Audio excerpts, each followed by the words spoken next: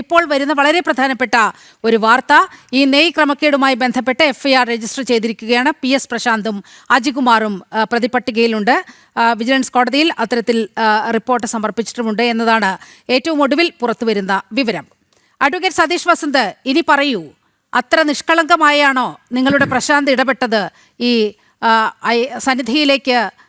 സന്നിധാനത്തേക്കൊക്കെ നെയ്യ് എത്തിക്കാൻ അത്ര നിഷ്കളങ്കമായ ഒരു ഇടപെടലാണോ പ്രശാന്തിന്റെ ഭാഗത്ത് നിന്നുണ്ടായത്? അങ്ങേക്കും ഇപ്പോൾ സംശയം തോന്നുന്നില്ലേ? അല്ല, എനിക്ക് സംശയമില്ല. വിശ്വാസമൊന്നുമില്ല. ഞാൻ പറഞ്ഞത് ഈ വിശ്വാസത്തിൻ്റെ ഇതിലല്ല ഞാൻ ഇത് പറയുന്നത്. ഞാൻ ഒരു വിശ്വാസിയാണ്. ഞാൻ തുടർന്ന് സമ്മതിക്കും, ഞാൻ ഒരു വിശ്വാസിയാണ്. പക്ഷേ ഒരു കാര്യം എന്ന് പറഞ്ഞാൽ, ഇപ്പോൾ ബഹുമാനപ്പെട്ട അനിൽ തെങ്ങുള്ളയിൽ പറയുന്നത് കേട്ടത്, ഇപ്പോൾ അഭിഷേകം ബഹുമാനപ്പെട്ട മുൻ ദേവസ്വം കമ്മീഷണർ ഇവിടെ രാധാകൃഷ്ണ സാർ ഇരിപ്പുണ്ട്. അദ്ദേഹം പറയട്ടെ, അവിടെ ശബരിമലയിൽ അഭിഷേകം ചെയ്യുന്നത് ഡാൽഡയാണെന്ന് അദ്ദേഹം തന്നെ പറഞ്ഞു.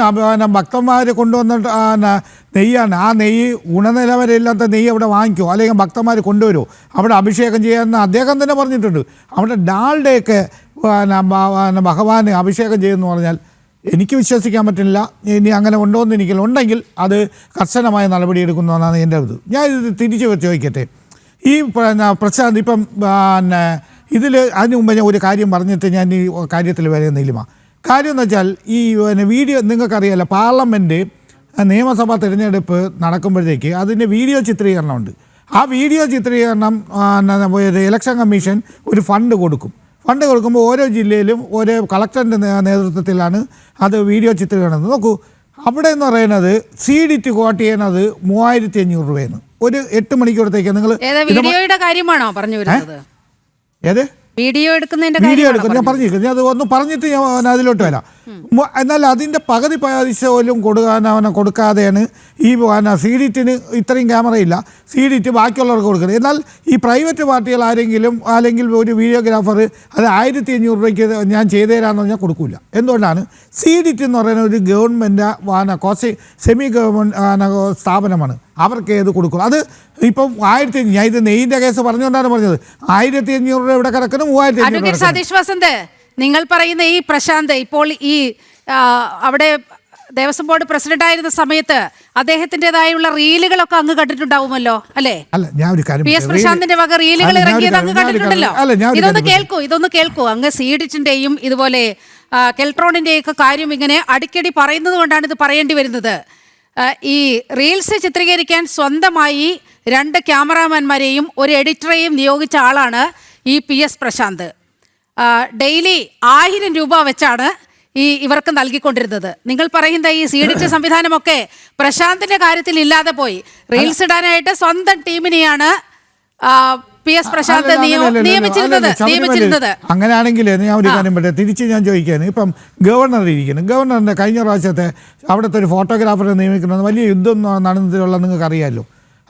കാര്യം അത് ഓരോരുത്തർക്ക് ഓരോ ഇതെന്ന് നിങ്ങൾ അതാണ് ഇതിവിടെ അല്ല, എന്റെ ഗവർണറെയും PS പ്രശാന്തിനെയും ഒരുപോലെ തുലനം ചെയ്യാൻ അങ്ങ് കാണിച്ചൊരു മഹാമനസ്കത. അല്ല, ഞാൻ പറയാം, ഞാൻ ഒരു കാര്യം പറയാം നീലിമ. ഞാനാണ് ഒരു ബോർഡ് മെമ്പർ അല്ലെങ്കിൽ ഞാനൊരു ബോർഡ് പ്രസിഡൻ്റായിട്ട് ഇരിക്കുകയാണെങ്കിൽ ഞാൻ കൊടുക്കണമെന്ന് പറയുന്നത് മിൽമയ്ക്കോ കൊടുക്കുള്ളൂ. കാര്യം എന്താണ്? മിൽമേന്ന് ഇതിപ്പോൾ നിങ്ങൾ നേരത്തെ പറഞ്ഞ ഒരു തമിഴ്നാടിൻ്റെ ഒരു കുങ്കുമരാജ് ഡയറിയോ അല്ലെങ്കിൽ നമ്മളെ കൊച്ചിയിലുള്ള സ്വാമി അയ്യപ്പം എൻ്റർപ്രൈസസോ അവർക്ക് നിങ്ങൾ കൊടുത്തിരുന്നെങ്കിൽ 100% നിങ്ങൾ പറയും അത് വെട്ടിപ്പിന്റെ ഇതാണെന്ന് പറയുന്നത്.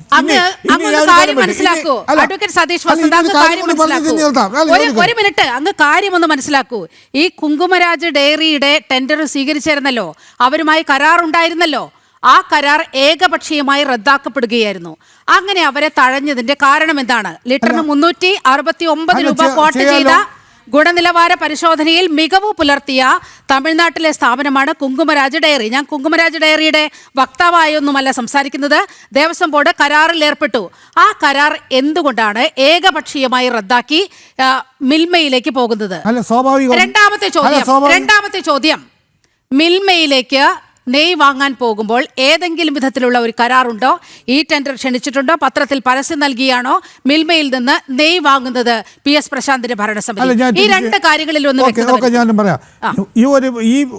ഈ മൂന്ന് ടെൻഡറുകളാണല്ലോ വന്നിട്ടുള്ളത്. രണ്ട് തമിഴ്നാട്ടിൽ നിന്ന് ഒരു കൊച്ചിയിൽ നിന്നുള്ള ടെൻഡർ വന്നിട്ടുണ്ട്. ഈ ആദ്യത്തെയും രണ്ടാമത്തെയും ഭക്ഷ്യസുരക്ഷാ ഉദ്യോഗസ്ഥന്മാർ ആ നെയ്യ് അവർ സാമ്പിൾ കൊടുക്കുന്നത് നെയ്യ് പരിശോധിക്കുകയും അത് ഗുണനിലവാരം ഉള്ളതാണെന്ന് പറയുകയും ചെയ്തു. ഇനി ബോർഡിന് തോന്നി, അല്ലെങ്കിൽ ബോർഡിൻ്റെ പ്രസിഡന്റിന് തോന്നി, അല്ലെങ്കിൽ മെമ്പേഴ്സിന് തോന്നി ഇത് നമ്മളെ സംസ്ഥാനത്തുള്ള ഒരു ഗവൺമെൻറ് സ്ഥാപനമായ മിൽമയ്ക്ക് കൊടുക്കണമെന്ന് പറഞ്ഞാൽ അതിൽ എന്താണ് തെറ്റ് വരുന്നത്? ഇനി നിങ്ങൾ പറയുന്നത് മിൽമ കൊടുത്ത നെയ്യ് പമ്പയിൽ അല്ലെങ്കിൽ ശബരിമലയിൽ വന്നപ്പോഴത്തേക്ക് അത് വ്യാജ നെയ്യാണ് വന്നെങ്കിൽ അത് ആരെ ഉത്തരവാദിത്തം? മിൽമയിലെ കുറ്റമല്ലേ? മിൽമയിലെ അതിൽ കക്ഷി ചേർക്കേണ്ടത് ശബരിമലയും തമ്മിലുള്ള ദേവസ്വം ബോർഡുമായിട്ടുള്ള ആ ഒരു കരാർ നേരത്തെ തന്നെയുണ്ട്. കരാറല്ല, അവരുമായ ഒരു ധാരണ നേരത്തെയുണ്ട്. ഇതിൽ താങ്കളുടെ അറിവനുസരിച്ച് മാക്സിമം എത്ര ലിറ്ററിന്റെ കണ്ടെയ്നറിലാണ് മിൽമ നെയ്യ് കൊടുക്കുന്നത്? അത് പറയൂ. ആ കണ്ടെയ്നറിൽ വന്ന വ്യത്യാസമാണ് യഥാർത്ഥത്തിൽ ഈ വലിയ കൊള്ളയിലേക്ക് വഴിതെളിക്കുന്ന സാഹചര്യം ഉണ്ടായത്. അതുകൊണ്ടാണ് ഞാൻ ചോദിക്കുന്നത്, എത്ര ലിറ്ററിന്റെ നെയ്യാണ് മാക്സിമം മിൽമ വിപണനത്തിനായി വെക്കുന്നത്? അല്ല, നമ്മളെ ഇവിടെ 5 കിലോ വെച്ചിട്ടുണ്ട്. 5 കിലോ വെച്ചിട്ടുണ്ട്. മാക്സിമം 5 കിലോയാണ്. പക്ഷെ ശബരിമലയിലേക്ക് എത്തിയത് എത്രയാണ്? മിൽമയുടെ സ്റ്റിക്കർ ഒട്ടിച്ച് 5 ലിറ്ററിൽ കൂടുതൽ 10 ലിറ്റർ വരെ വരുന്ന കണ്ടെയ്നറുകളിലേക്ക്, സന്നിധാനത്തേക്ക് ഇങ്ങനെ നെയ്യ് എത്തിയപ്പോഴാണ് സംശയം തോന്നിയത്. കാരണം മിൽമ അങ്ങനെയൊരു പ്രോഡക്റ്റ് ഇത്ര വലിയ ക്വാണ്ടിറ്റിയിൽ ഇറക്കുന്നില്ല. ഇതാണ് ഏറ്റവും വലിയ കൃത്രിമത്വം എന്ന് പറയുന്നത്. ഞാനൊരു കാര്യം പറ്റേ മിൽമ നമ്മൾ തെറ്റിദ്ധരിപ്പിച്ചുകൊണ്ട് പോലെ ഒരു കാര്യം എന്ന് പറയുന്നത്, ഇപ്പം 5 ലിറ്ററോ 1 ലിറ്ററോ 10 ലിറ്ററോ ആയിക്കോട്ടെ, ഞാൻ കരാർ കൊടുത്ത ഈ ദേവസ്വം ബോർഡ് പ്രസിഡന്റ് അല്ലെങ്കിൽ ബോർഡ് മെമ്പർ, ഞാൻ അവരെ ഒരു ന്യായീകരിക്കാനല്ല പറയുന്നത്. അത് കൊടുത്തിട്ടുള്ള ടെൻഡർ കൊടുത്തിട്ടുള്ള അവരാണോ കുറ്റക്കാരൻ? അതാ മിൽമ കറക്റ്റായിട്ട് അവിടെ കൊടുക്കാത്തതാണ് ഇത് പ്രശ്നം. നിങ്ങൾ അത് പറയും. നിങ്ങൾ എന്തുകൊണ്ടാണ് നിങ്ങൾ പ്രശാന്ത് അല്ലെങ്കിൽ ബോർഡ് മെമ്പർമാർ അല്ലെങ്കിൽ ഇടതുപക്ഷം കൊടുത്തിട്ടുള്ളതെന്ന് പറഞ്ഞു? അവർ ഉത്തരം പറയാൻ ആരാണ്? ഈ അവിടെ നിന്ന് അയച്ചിട്ടുള്ള മിൽമയിലെ ചെയർപേഴ്സണാണ്. കാര്യങ്ങൾ